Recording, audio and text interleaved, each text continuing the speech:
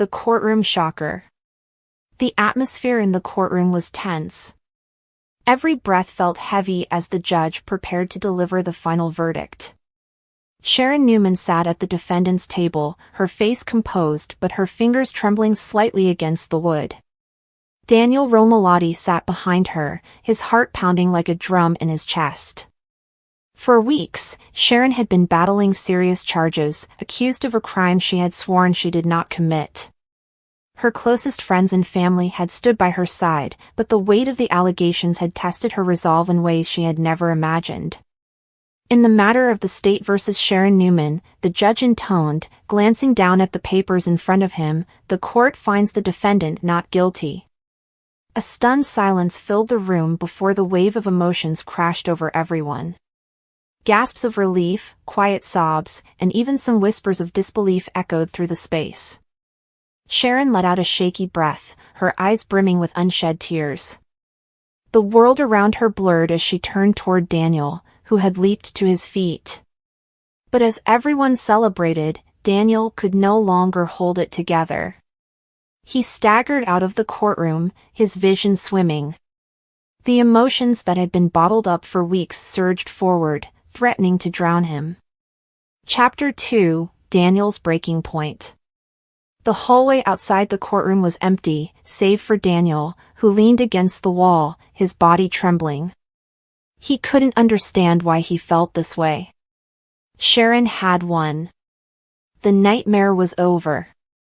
And yet, all he could feel was an overwhelming sense of helplessness. Lily Winters found him there, his hands gripping his temples. "Daniel," she called gently, stepping closer. He shook his head, trying to push back the emotions. "I should be happy. I should be in there celebrating with her," he whispered. Lily reached for his arm. "It's okay to let it out. You've been carrying so much." His body shuddered as he let out a deep breath. "I feel like I was holding my breath this entire time, and now that it's over, I don't even know how to breathe again." Tears pricked at his eyes, and before he could stop himself, he broke down. Lily pulled him into an embrace, allowing him to finally release the weight he'd been carrying. Chapter 3: Sharon's Moment of Reflection. Meanwhile, inside the courtroom, Sharon was still reeling. She turned toward Nick Newman, who had never once left her side throughout this ordeal. "I don't even know what to say," she admitted, her voice thick with emotion. Nick smiled softly. "You don't have to say anything. You're free. That's what matters." Sharon glanced around, realizing that while she was free from legal charges, she still had to face the world. There were people who had doubted her, who had whispered behind her back. And there was Daniel. She'd seen the way he had run out.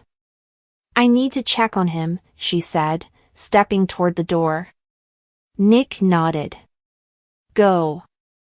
I'll be here." As Sharon stepped into the hallway, she saw Daniel with Lily. His face was buried in his hands, and her heart ached for him. He had fought so hard for her. "Daniel," she called softly. He lifted his head, his eyes red-rimmed. "Sharon." She reached for his hand, squeezing it. "You saved me in more ways than one." Chapter 4: Adam and Nick's Dilemma. Elsewhere in Genoa City, Adam Newman and Nick found themselves at an impasse. With Victor Newman stepping back from Newman Enterprises, a new future loomed over them. Adam sat in the office, staring at the chair that had always belonged to their father. "It feels weird, doesn't it?" he mused. "This office without Victor." Nick nodded. "It does. But maybe it's time." Adam leaned back. "Do you think we can do it? Run Newman without him?" Nick crossed his arms. "We don't have a choice."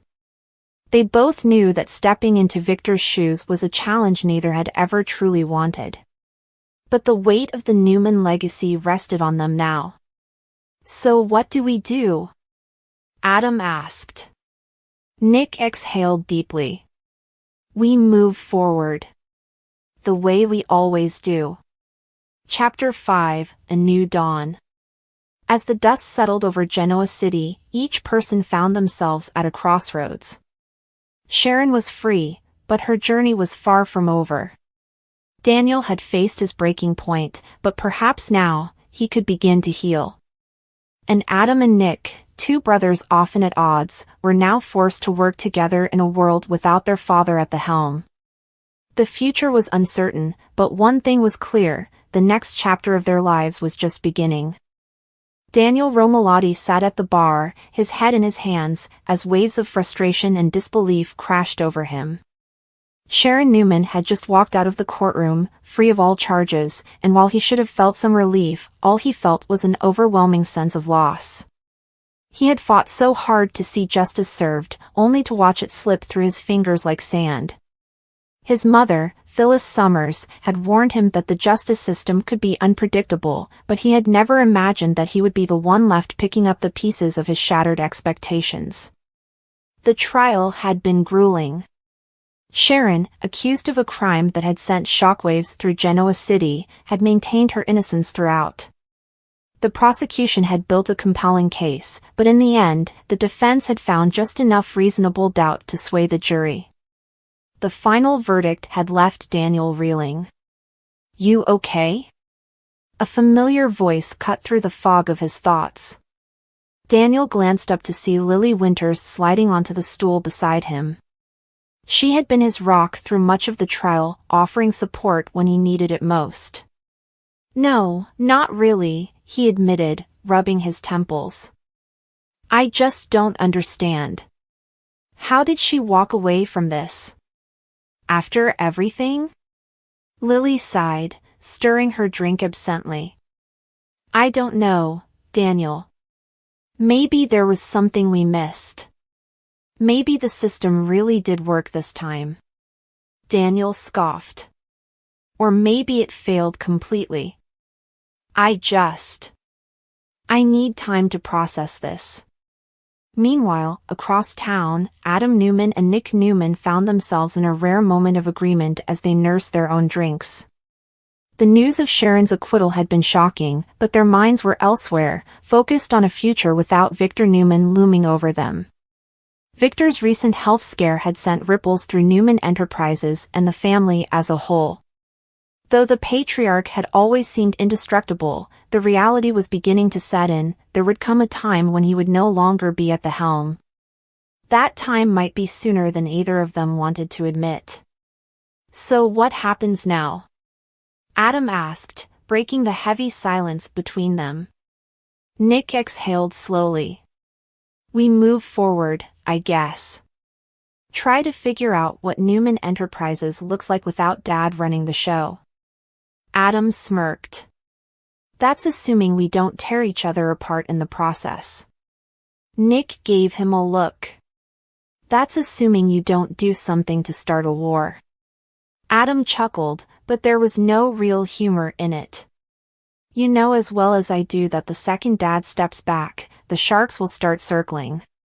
Whether it's us, Victoria, or someone else, the company will be up for grabs." Nick rubbed his face. "Yeah, well, I don't even know if I want to be part of it. I've been out before, and honestly, I was happier." Adam studied him for a long moment.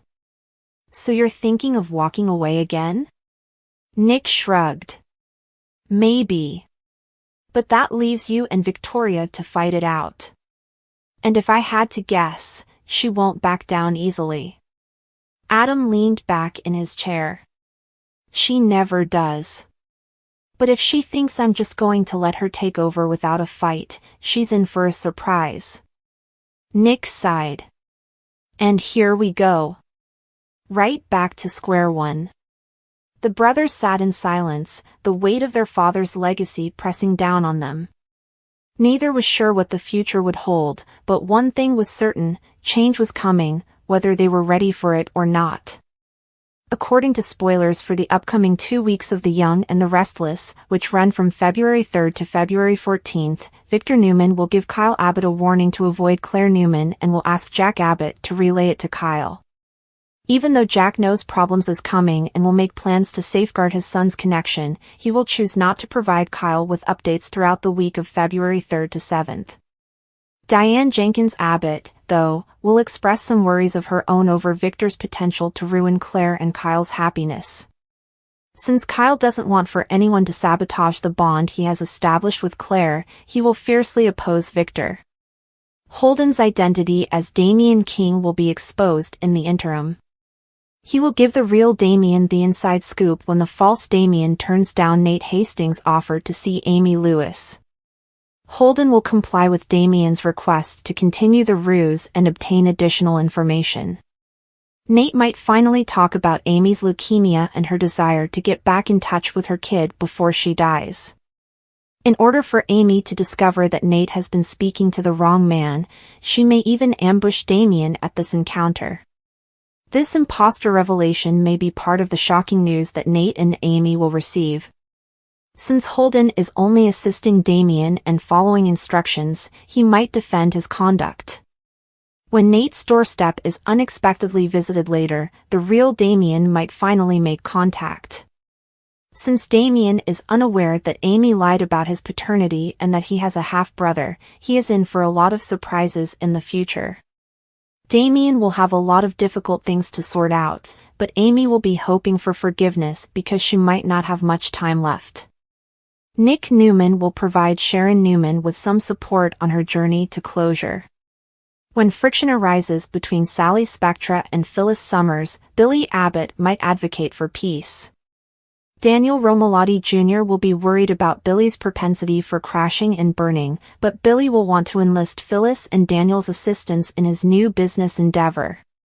It appears that Jack might be concerned about wildcard Phyllis and warn Billy about her instead. There might be problems if Jack places restrictions on the money he promised Billy because we'll see him leap to his own defense at some point. She'll have to make a big decision once she's back with Diane. Will this have to do with Diane's work on Jabot Classics, or is it something more private?